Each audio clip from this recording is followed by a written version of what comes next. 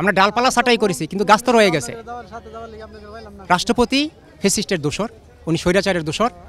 উনি বাংলাদেশে যত গুম খুন, অত্যাচার, অবিচার, অনাচার, জুলুম, নির্যাতন, যত দুর্নীতি, মহল উৎপাট হয়েছে, এটার কারিগর উনি, এটা ওর অনুমোদনদাতা উনি।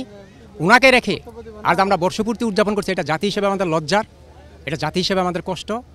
শহীদের, জুলাই শহীদের আত্মা কষ্ট পাচ্ছে, আহতরাও কষ্ট পাচ্ছে। যে স্বৈরাচারের জন্য, যে ফেসিবাদের জন্য জুলাই বিপ্লব সংগঠিত হলো, আমরা লড়াই করলাম, এত রক্ত ঝরল, সেই স্বৈরাচারের, ফেসিস্ট স্বৈরাচারের রাষ্ট্রপতি এখনও বহাল তবিয়তে রাষ্ট্রীয় ক্ষমতায় আছে। তাহলে কিসের জন্য আপনার এই জুলাই বিপ্লব, কিসের জন্য এত রক্ত ঝরল? আজ আপনি সনদ দিচ্ছেন, 1 বছর পূর্তি হয়ে গেল। এটা কি ব্যর্থতা নয় জাতি হিসাবে আমাদের?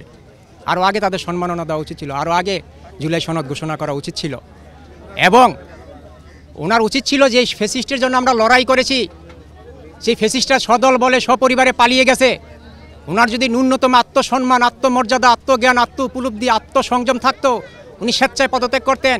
কিন্তু বাংলাদেশ এখানে পদত্যাগের কোনো রেওয়াজ নেই, এখনও তৈরি হয় নাই। ব্যর্থতা হোক আর সফলতা হোক, পদ আমার চাই।